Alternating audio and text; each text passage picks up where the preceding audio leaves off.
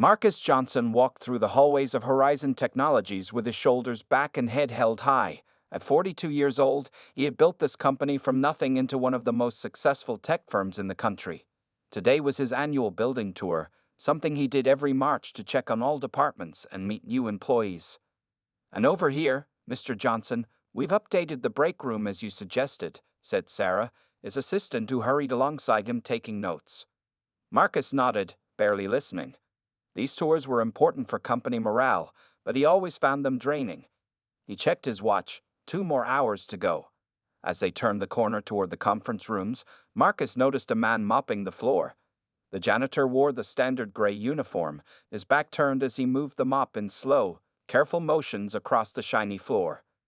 "We should go around," Sarah suggested. "The floor looks wet." But Marcus didn't hear her. His eyes were fixed on the janitor. Something about the way the man moved, the shape of his shoulders, the angle of his neck, it was hauntingly familiar. The janitor must have felt someone watching because he turned slightly, giving Marcus a glimpse of his profile. Marcus froze. The coffee cup he was holding slipped from his fingers, crashing to the floor. Hot coffee splashed across the clean tiles. "Mr. Johnson, are you okay?" Sarah's voice sounded far away. The janitor turned fully now, alarmed by the noise. His eyes met Marcus's, and for a moment, time stood still. Those eyes. Marcus would know them anywhere. They were the same warm brown eyes he had woken up to every morning for 4 years. The same eyes he had seen close for what he thought was the last time 15 years ago. "Thomas?" Marcus whispered, his voice breaking. The janitor's face drained of color. He took a step back, clutching the mop like a shield. "I'm sorry about the mess," the janitor said quickly, his voice shaking. "I'll clean it up right away, sir." But Marcus wasn't concerned about the spilled coffee. He took a step forward, his legs unsteady. "Thomas Carter? Is that you?" The janitor looked around nervously. "I think you have me confused with someone else, sir.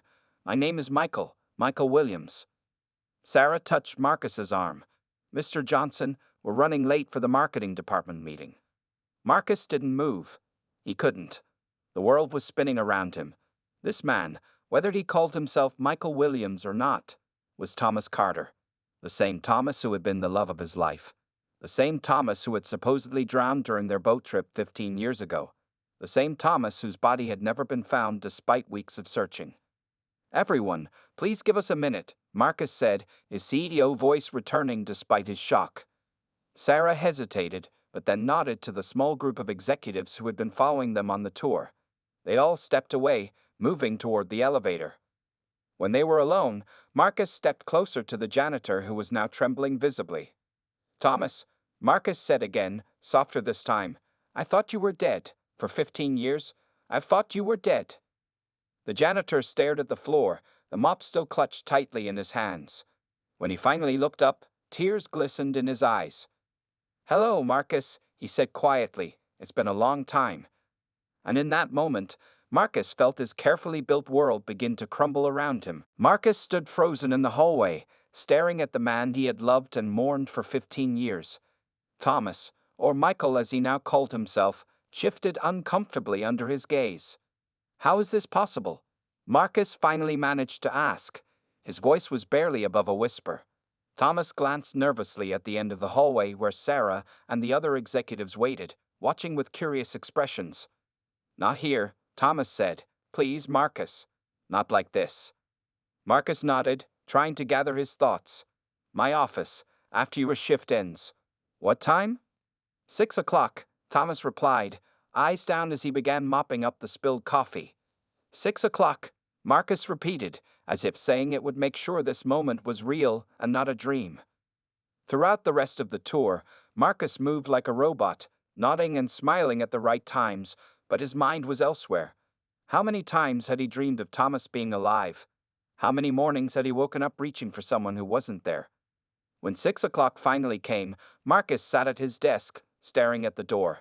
He had sent his secretary home early, making sure he and Thomas would be alone. A soft knock made his heart jump. "Come in," he called. Thomas entered, still wearing his janitor's uniform.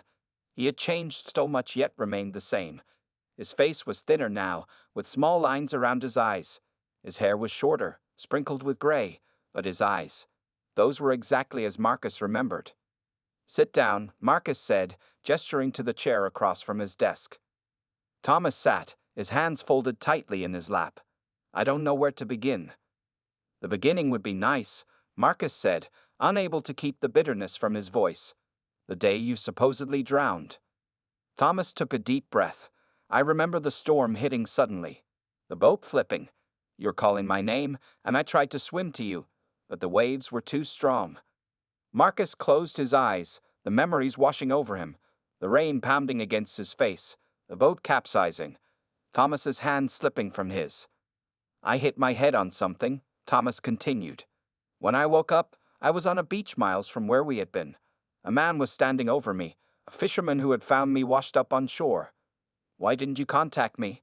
Marcus asked, his voice breaking. Do you have any idea what I went through? Thomas looked away. I didn't know who I was, Marcus. The hit to my head caused amnesia. I didn't remember my name, where I was from, or anything about my past. The fisherman took me to the hospital, but no one could identify me. I had no ID on me when I washed up. Marcus felt the anger that had flared up start to fade. Amnesia? For 15 years? Not exactly, Thomas said. For about 3 years, I had no memories of my past life. The fisherman and his wife took me in. They lived in a small coastal town far from here. They named me Michael after their son who had died years before. I worked on their fishing boat, built a simple life. And then, Marcus asked, leaning forward. Then the memories started coming back. Small things at first, a song that made me cry without knowing why. Dreams about a man whose face I couldn't quite see. Then one day, I remembered your name. Thomas's eyes filled with tears. I remembered everything.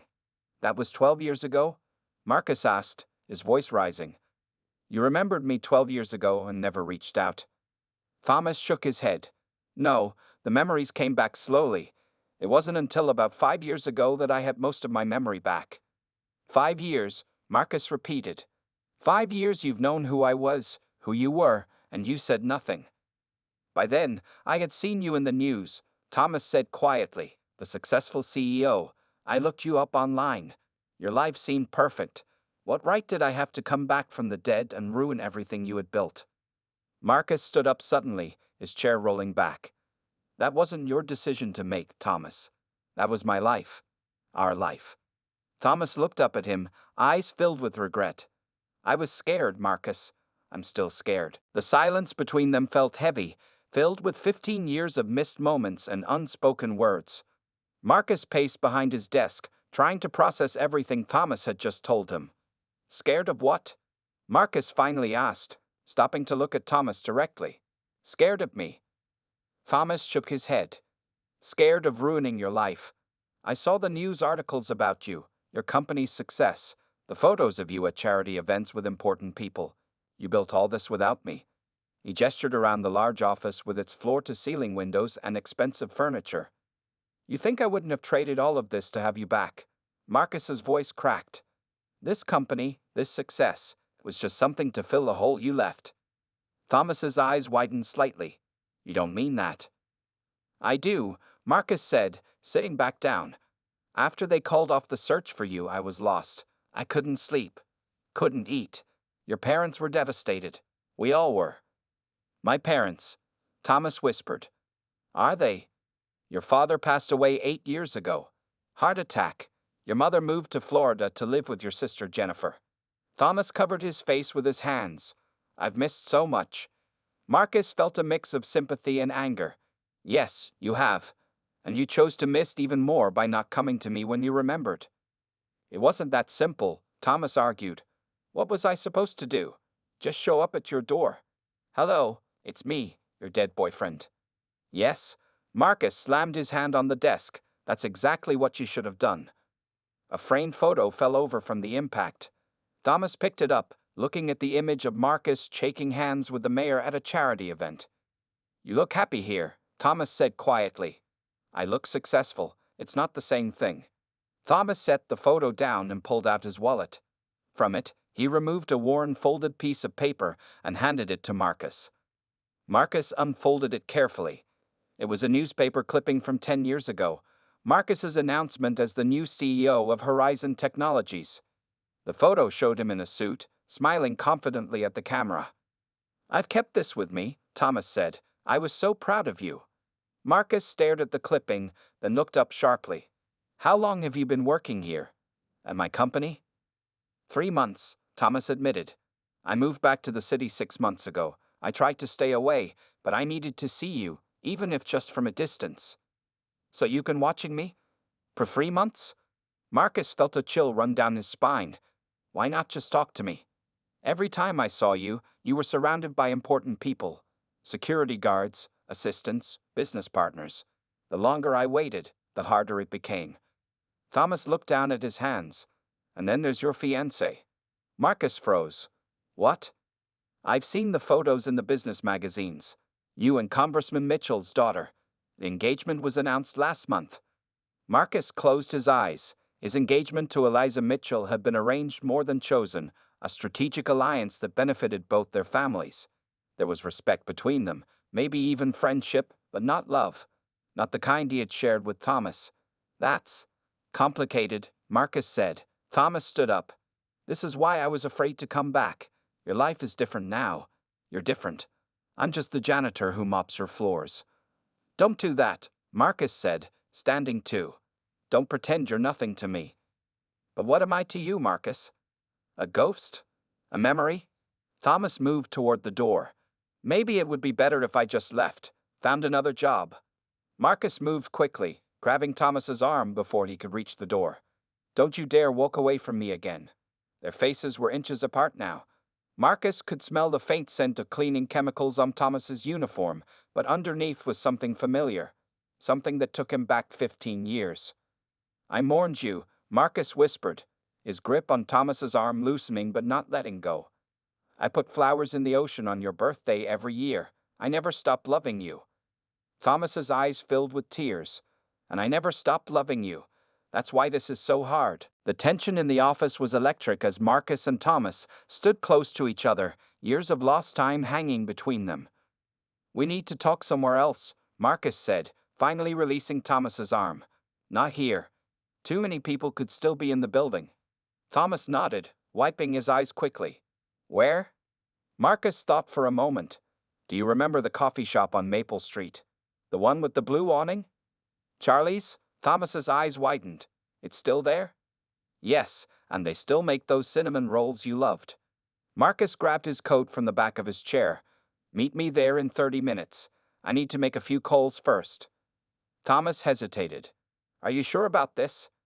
"I've never been more sure of anything in my life," Marcus replied, his voice firm. 30 minutes. When Thomas left, Marcus sank back into his chair, his hands shaking as he dialed his assistant's number. "Sarah? Cancel all my meetings for tomorrow. Family emergency." He paused, listening. "No, everything will be fine. I just need some time." Exactly 30 minutes later, Marcus walked into Charlie's coffee shop. The smell of fresh coffee and baked goods filled the air. He spotted Thomas at a small table in the corner, away from the few other customers still there at this late hour. Thomas had changed out of his janitor uniform and now wore a simple button-up shirt and jeans. He looked nervous, his fingers tapping against his coffee mug. Marcus ordered at the counter, then joined Thomas, setting down 2 cinnamon rolls on the table. "You remembered," Thomas said softly, looking at the pastry. "I remember everything about you," Marcus replied. "Now, I want the full story. Everything that happened after the storm." Thomas took a deep breath. "Like I said, I washed up on a beach about 10 miles south of where our boat capsized. A fisherman named Joe found me unconscious. He took me to the hospital, but I had no ID, and I couldn't remember anything when I woke up. The search teams looked all along the coast," Marcus said. "How did they miss you?" "Joe told me later that he found me at dawn, before the search began. The hospital was in a small town, not the main city. They reported a John Doe, but somehow the information never reached the right people." Thomas paused. "Joe and his wife, Mary, took me in when the hospital released me. They were kind people in their 60s who had lost their son years before." Marcus listened quietly, watching Thomas's face as he told the story of his new life as Michael Williams. "I worked on Joe's fishing boat, learned the trade, built a simple life. Thomas's voice grew softer, but there were always these dreams. A face I couldn't quite see, a voice I couldn't quite hear. It was like having a word on the tip of your tongue, but 1,000 times worse. When did you start remembering? Marcus asked. It came in pieces. 3 years after the accident, I heard a song on the radio, that John Legend one you always played, and I started crying without knowing why. Then there were other things. The smell of a certain cologne, the taste of my chocolate chip ice cream. Thomas reached into his pocket and pulled out a small object, placing it on the table between them. It was a compass pendant, tarnished with age. I was wearing this when Joe found me. I never knew what it meant, but I couldn't bear to part with it. One night, about 5 years ago, I had a dream about you giving it to me. When I woke up, I remembered your name. Marcus stared at the pendant, his throat tight. He slowly unbuttoned his shirt collar and pulled out a chain, revealing an identical compass pendant. You said we would always find our way back to each other, Marcus whispered. Thomas nodded, tears in his eyes. After I remembered your name, the rest came back gradually. I searched for you online and found articles about your success. Why didn't you come to me then? Marcus asked, though his anger had softened. At first, I was still piecing things together. By the time I had most of my memory back, years had passed. I saw your life, successful, respected. I was a fisherman with nothing to offer. I was afraid. Thomas paused, his voice breaking.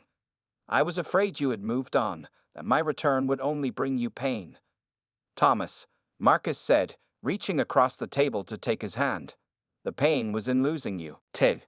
The next morning found Marcus sitting on his balcony, watching the sunrise with a cup of coffee growing cold in his hands. He hadn't slept. How could he? After their meeting at Charlie's, he and Thomas had talked until the owner politely asked them to leave at closing time. His phone buzzed for the 5th time that hour. It was Eliza again. 4 missed calls and now a text message. Marcus, where are you? The brunch with my father's donors is in 2 hours. Please call me. Marcus sighed and put the phone down without replying. How could he explain to his fiancée that his dead lover had returned from the grave? The engagement to Eliza had never been about love. Her father, Congressman Mitchell, was backing legislation that would benefit Horizon Technologies. The marriage would secure political connections Marcus needed for his company's future. His doorbell rang, startling him from his thoughts.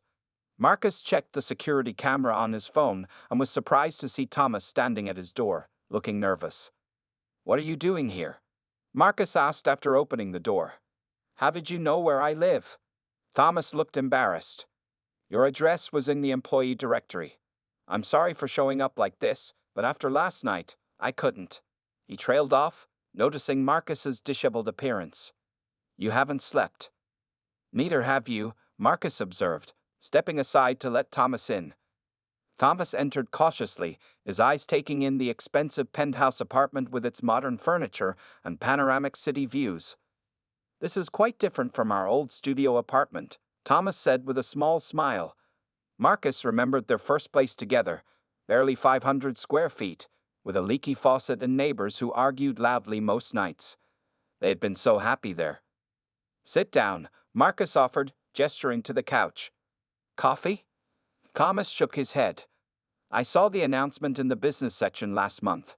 Your engagement to Elizabeth Mitchell. Marcus flinched at the direct approach. Eliza. She goes by Eliza. Do you love her? Thomas asked quietly. Marcus wanted to lie, to make this easier somehow, but he couldn't. Not to Thomas. It's a business arrangement. Her father's political connections, my company's technology innovations. Both families benefit. That's not what I asked, Thomas pressed. No, Marcus admitted. I don't love her. I respect her. We're friends, in a way, but it's not love. Thomas nodded slowly. I had to know. Marcus's phone buzzed again. Another text from Eliza. You need to answer that, Thomas said. I don't know what to tell her, Marcus replied honestly. Thomas stood up. Tell her the truth, or don't. That's your decision to make. He moved toward the door. I shouldn't have come here. Wait, Marcus said, following him. Where are you staying? Not in some hotel, I hope. I have a small apartment near downtown. It's nothing special, but it's mine. Thomas paused by the door. I need to give you time, Marcus. This isn't fair to you or to her. Before Marcus could respond, his phone rang again. This time, it wasn't Eliza but Sarah, his assistant. I'm sorry to bother you on your day off, Mr. Johnson, Sarah said when he answered, but there's an issue at the office. The new cleaning supervisor is asking questions about Michael Williams. Apparently, he didn't show up for his shift this morning. Marcus looked at Thomas, who could clearly hear both sides of the conversation. Tell them? Marcus hesitated. Tell them Mr. Williams has been reassigned to special projects directly under my supervision. After hanging up, Marcus faced Thomas. We need to figure this out.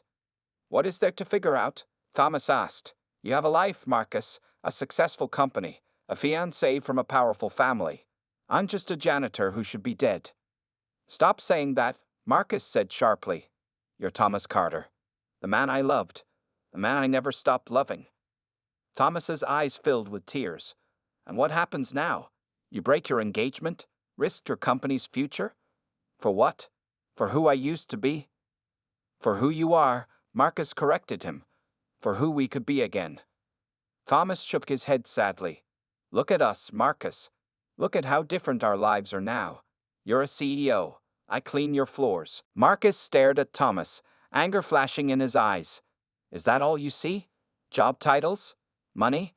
The Thomas I knew cared about what was in here. He pressed his hand against his chest. Thomas looked away. The Thomas you knew died in that storm 15 years ago. No, Marcus said firmly.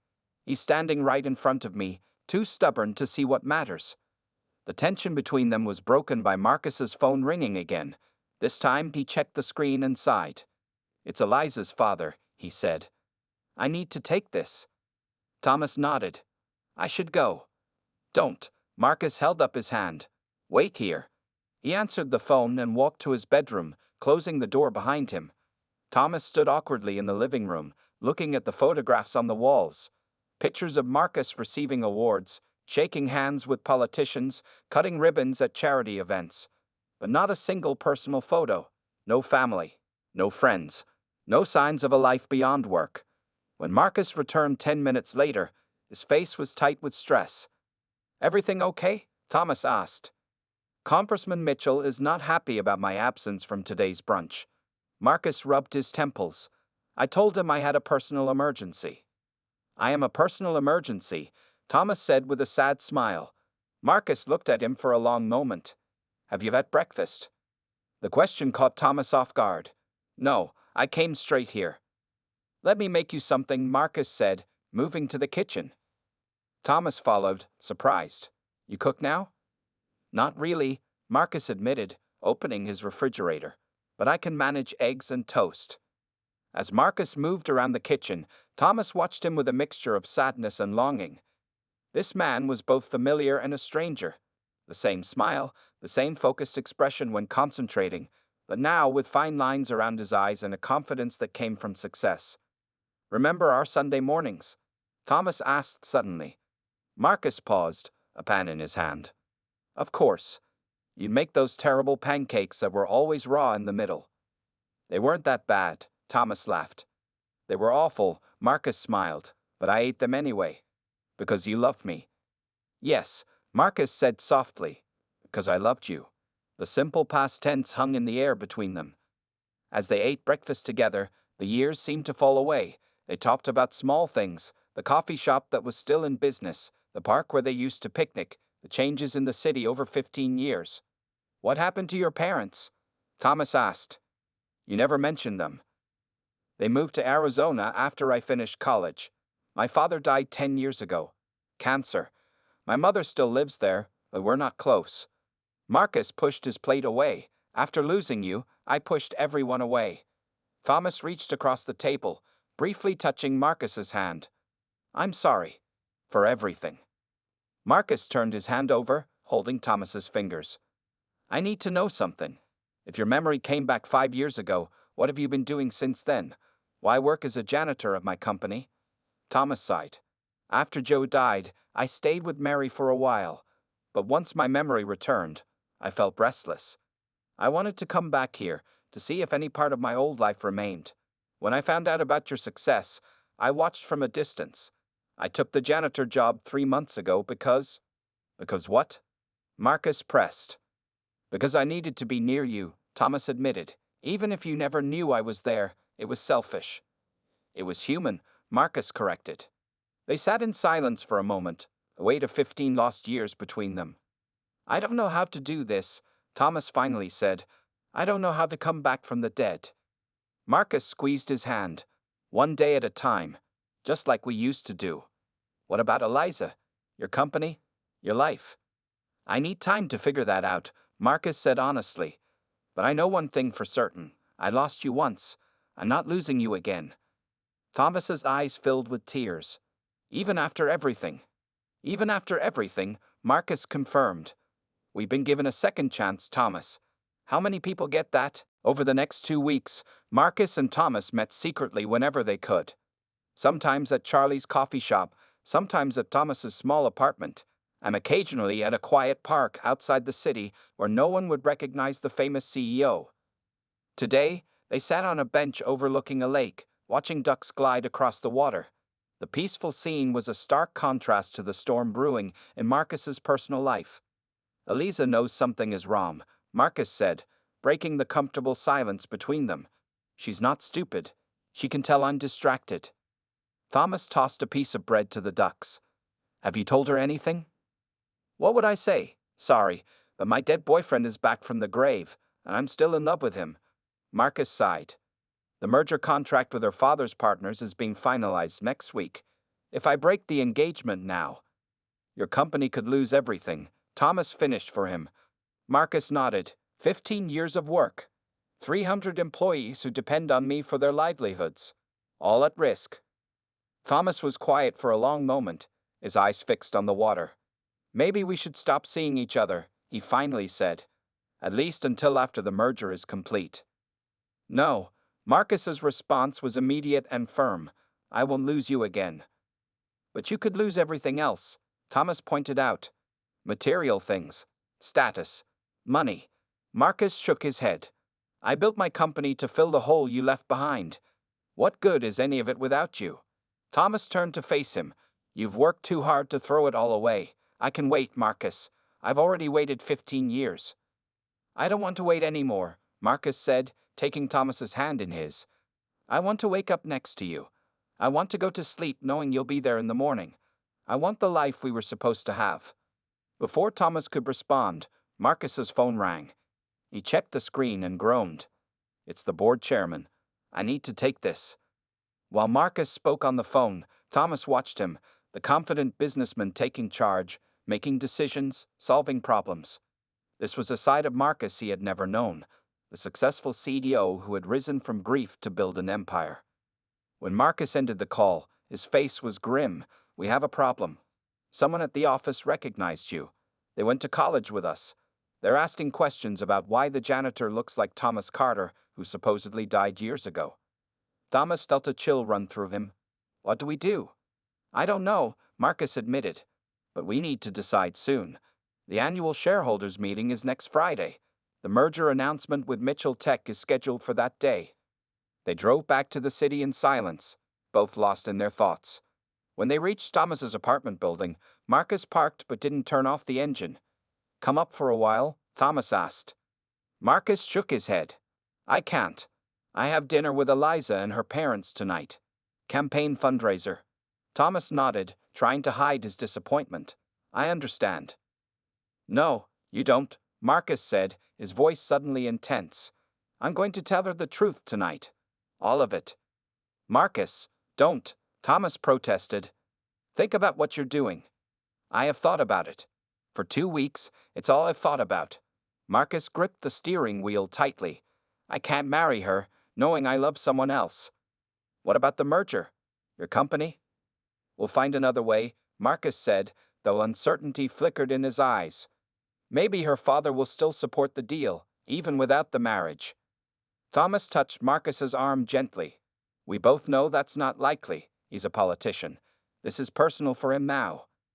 Then I'll figure something else out, Marcus insisted. Thomas took a deep breath. There's another option. I could leave. Start over somewhere new. Let you have the life you built. Marcus turned to him, eyes flashing with anger and hurt. Is that what you want? To leave again? Of course not, Thomas said, tears filling his eyes. But I don't want to be the reason your life falls apart. You're the reason my life makes sense, Marcus countered. Everything else is just things.